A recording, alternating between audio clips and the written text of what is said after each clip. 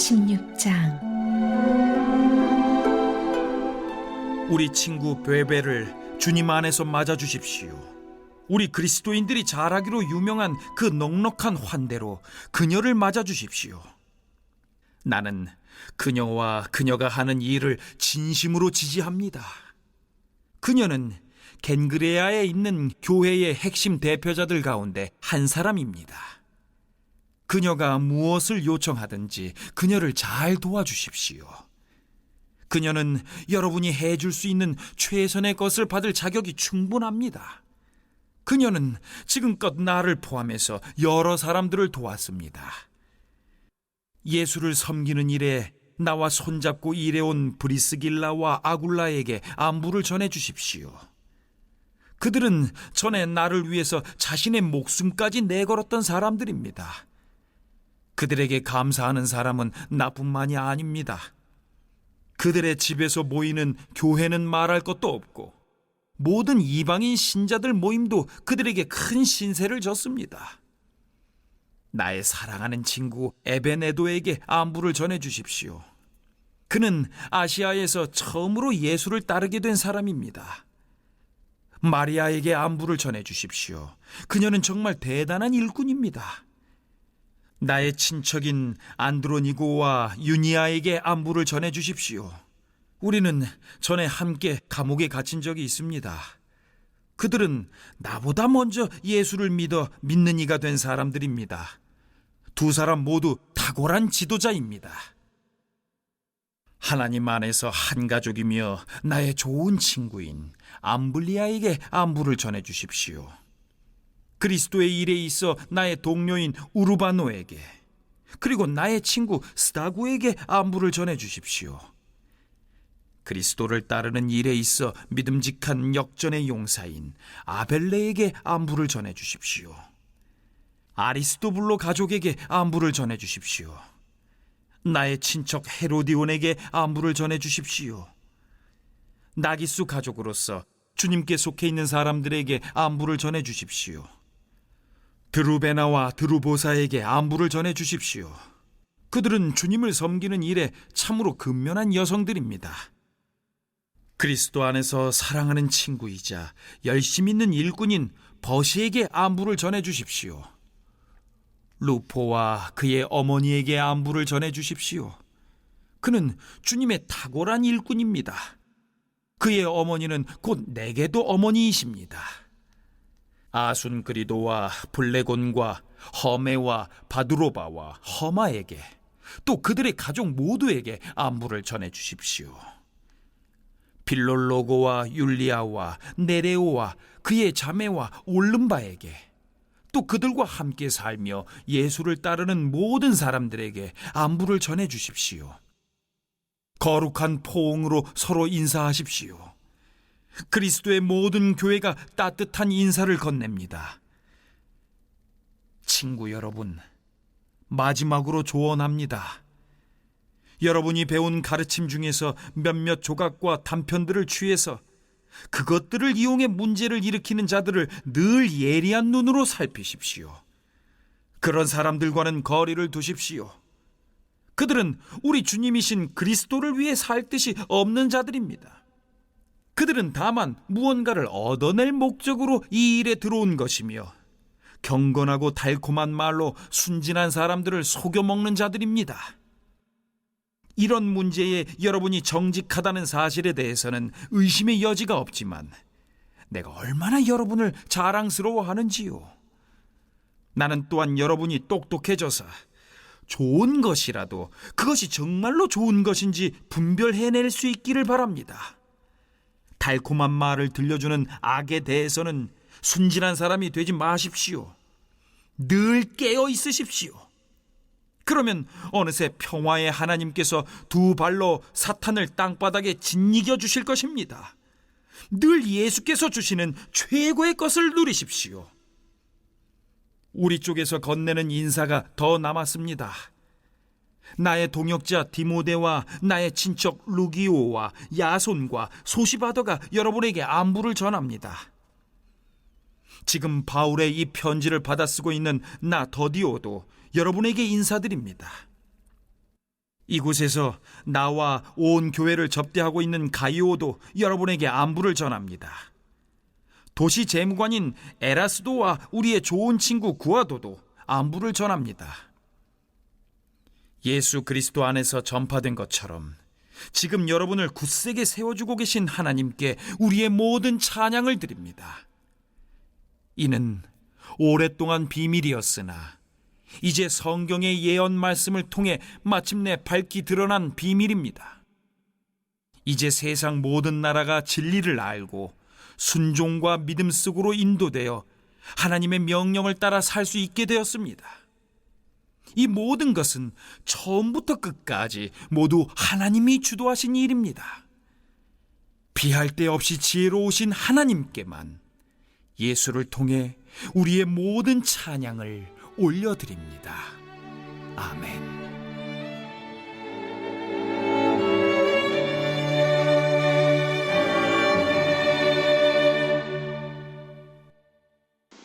바울이 얼마나 많은 로마 교회 신자들을 알고 있었는지 보여주는 본문이고요. 그의 사역 스타일도 엿볼 수가 있습니다. 바울은 많은 동역자들과 함께 일하는 사람이었습니다. 특별히 여성 사역자들의 이름이 언급되는 것 주목되고요.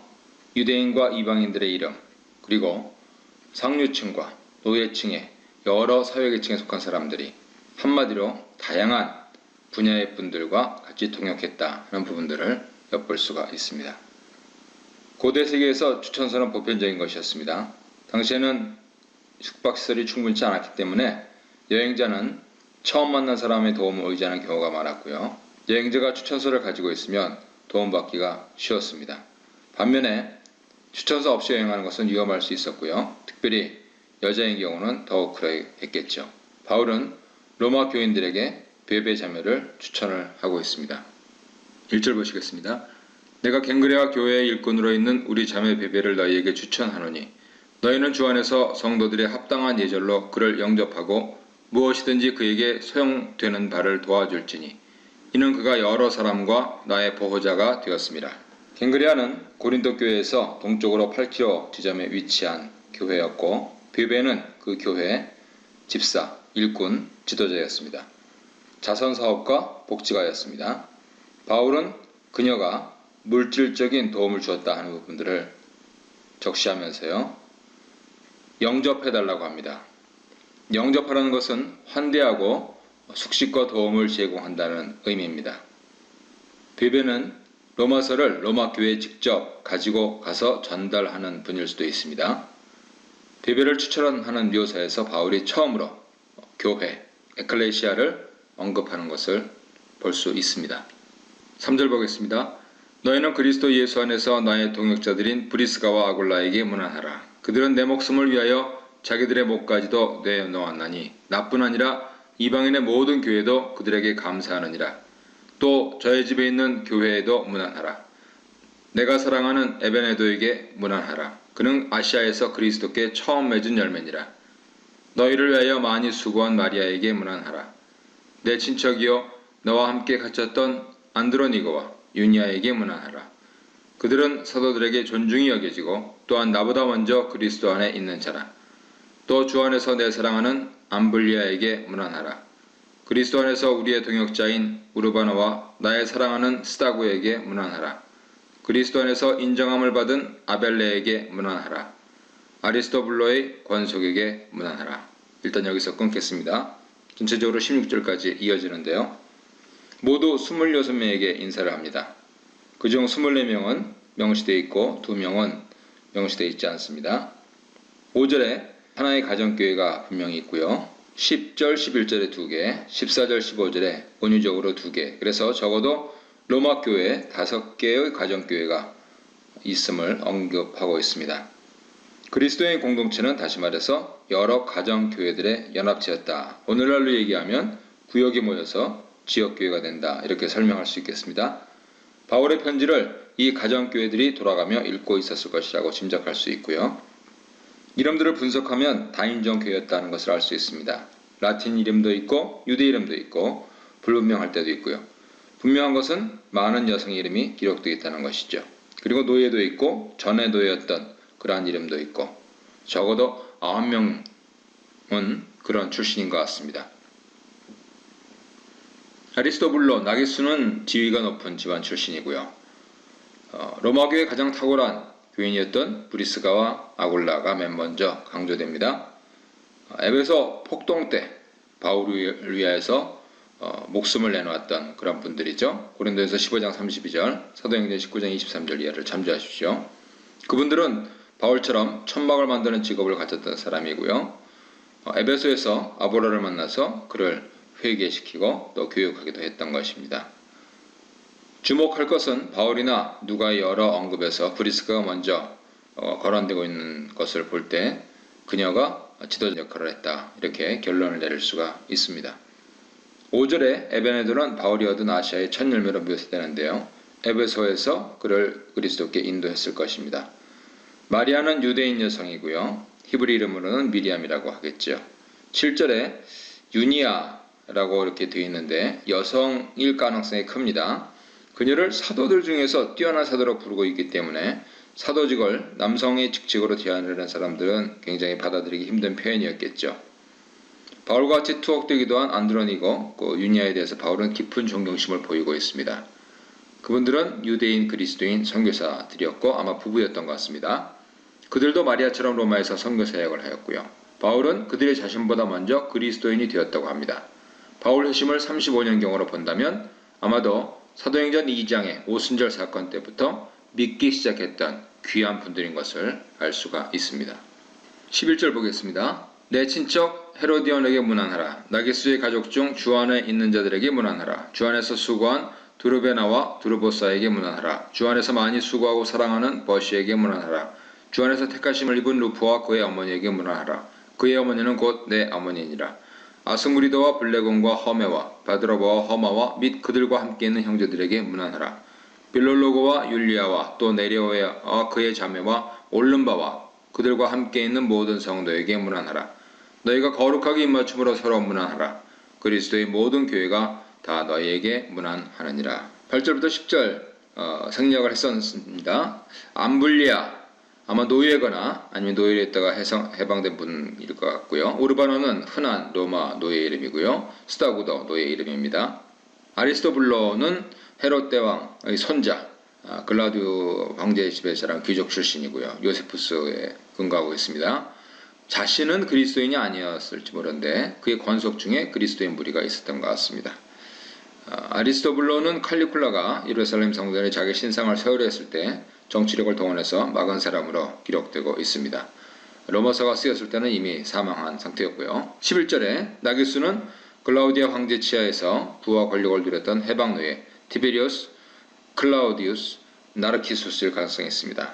그는 비그리스도인이었지만 권속에는 그리스도인 무리가 마치 아리스토블로 집안처럼 그렇게 포함되어 있었을 것으로 보입니다. 15절에 언급된 성도들은 같은 가정교회에 속한 사람들이었을 것 같고요. 이렇게 사회적, 경제적, 인종적으로 다양한 사람들로 구성된 그리스도인 공동체가 로마 교회의 단면입니다. 바울의 묘사를 통해서 그들과의 깊은 교제를 느낄 수 있고요. 목숨을 내놓고 그리스도 일을 하면서 형성된 그들 간의 결속과 동료애, 그것을 오늘 현대교회가 본받기를 바랍니다. 17절 보겠습니다. 형제들아 내가 너희를 권하노니 너희가 배운 교훈을 거슬러 분쟁을 일으키거나 거치게 하는 자들을 살피고 그들에게서 떠나라. 이 같은 자들은 우리 주 그리스도를 섬기지 아니하고 다만 자기들의 배만 섬기나니 교활한 말과 아첨하는 말로 순진한 자들의 마음을 미혹하느니라. 너희의 순종함이 모든 사람에게 들리는지라. 그러므로 내가 너희로 말미암아 기뻐하노니 너희가 선한 데 지혜롭고 악한 데 미련하기를 원하노라.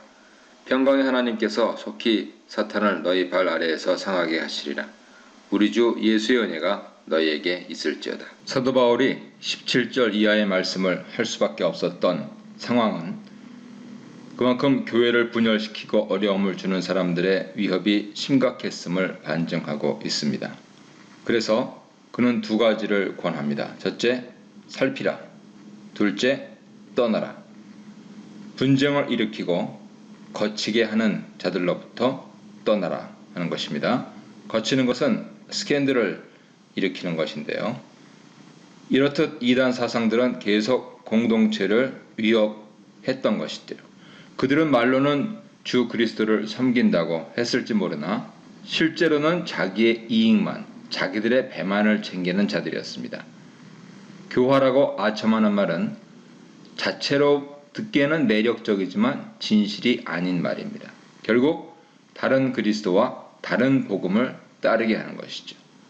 그들은 분명히 그리스도인인 척 했을 수 있습니다. 하지만 바울의 선교를 반대하며 일종의 역선교를 수행하는 보수적인 유대인 그리스도인들 가능성이 높습니다. 빌립보 3장 18절 이하에서 사도 바울은 이에 대해서 적시하고 있습니다. 바울은 이런 사단의 종들을 경계하고 가능한 한 그들로부터 멀리 떠나라고 권면합니다. 동시에 로마 교인들의 신앙을 신뢰한다고 표현하면서 무엇이든 주는 대로 삼켜서는 안 되고 잘 분별해야 한다 말씀합니다. 선한 것에 지혜롭고 악한 일에 순진하기를 권면하죠. 마치 주님께서 마태복음 10장 16절 이하에서 말씀하신 것과 같습니다. 20절은 종말에 예수 재림을 통해 일어날 사단의 멸망을 확인하는 것이죠. 사단이 그들의 발 아래 깔릴 것이라는 것입니다. 이것은 창세기 3장 15절의 종말론적인 성취가 가까이 왔음을 의미합니다. 계시록 20장 1절 이하 참조하시고요. 이렇듯 그리스도의 재림은 임박했고 따라서 사단이 영원히 짓밟힐 날은 곧 올 것이니 그때까지 우리는 하나님의 도움을 받아 거짓 세력과 싸우면 반드시 승리할 것이고 그리스도와 함께 영원히 다스리게 된다 말씀하시고 있는 것입니다. 21절 보겠습니다. 나의 동역자 디모데와 나의 친척 누기오와 야선과 소시바다가 너희에게 문안하느니라. 이 편지를 기록하는 나 더디오도 주 안에서 너희에게 문안하노라. 나와 온 교회를 돌보아주는 가이오도 너희에게 문안하고 이 성의 재무관 에라스도와 형제 구아도도 너희에게 문안하느니라. 바울 편지의 공동 저자였던 디모데 그리고 브리스가와 아굴라의 동역자로서 디모데 그가 간략히 등장하고 있습니다. 누기오, 야손, 소시바다는 바울과 동족 유대인으로 묘사되고 있고요. 소시바다는 소바다의 정식 이름이었던 것 같습니다. 마치 브리스길라를 브리스가라고 그렇게 부르는 것처럼요. 소시바다는 베레아 출신으로 바울과 예루살렘까지 동행했던 인물입니다. 사도행전 20장 4절 보시고요. 22절 이하에 등장하는 세 명은 갱그레아 고린도 지방의 동역자들이었습니다. 더디오는 바울이 구술하는 편지를 파피루스에 적었던 서기면서 그리스도인이고요. 가이오는 고린도 가정교회 지도자로 보입니다. 에라스도도 재정 능력이 있었던 사람임에 틀림없고요. 그의 직책 오이코노모스라고 하는 것은 1년 임기 직책으로 도시의 혜택을 약속하고 뽑히는 자리였습니다. 남아있는 비문에 보면 에라스도는 오이코노모스 임무가 끝났을 때 자비로 길 19제곱미터를 포장했다 이렇게 나와 있습니다. 25절입니다. 나의 복음과 예수 그리스도를 전파함은 영세전부터 감추어졌다가 이제는 나타내신 바 되었으며 영원하신 하나님의 명을 받아 선지자들의 글로 말미암아 모든 민족이 믿어 순종하게 하시려고 알게 하신 바 그 신비의 계시를 따라 된 것이니 이 복음으로 너희를 능히 경고하게 하실 지혜로우신 하나님께 예수 그리스도로 말미암아 영광이 세세 무궁하도록 있을지어다. 아멘. 송영입니다. 하나님 능력은 로마서에서 중요한 위치를 차지하고 있는데요. 이 말씀을 받는 분들을 경고하게 하는 힘으로 표현됩니다. 하나님 능력이 로마의 교인들을 경고하게 하는 것, 현대 교인들을 경고하게 하는 것은 세 가지입니다. 첫째, 나의 복음. 둘째, 예수 그리스도의 선포. 그리고 셋째, 그 신비의 계시입니다. 나의 복음은 하나님 복음입니다. 1장 1절 이하로 참조하시고요. 또한 그의 복음은 예수 그리스도 자체입니다. 그 신비의 계시는 바로 이방인이 하나님의 언약 안으로 들어와 백성이 된 사실입니다. 그 비밀이 이제 선지자들의 글에 의해서 환히 드러나서 교회가 유대인과 이방인으로 구성되게 되었다 하는 점에 대해서 에베소서 3장 1절 이하에서 말씀하고 있습니다. 그러므로 이 마지막 송영은 이 말씀을 받는 분들이 로마서를 읽고 또 읽으면서 하나님을 찬양하라, 그렇게 초청하고 있는 것이죠. 오늘도 하나님을 찬양하며 승리하는 복된 날 되시기를 바랍니다.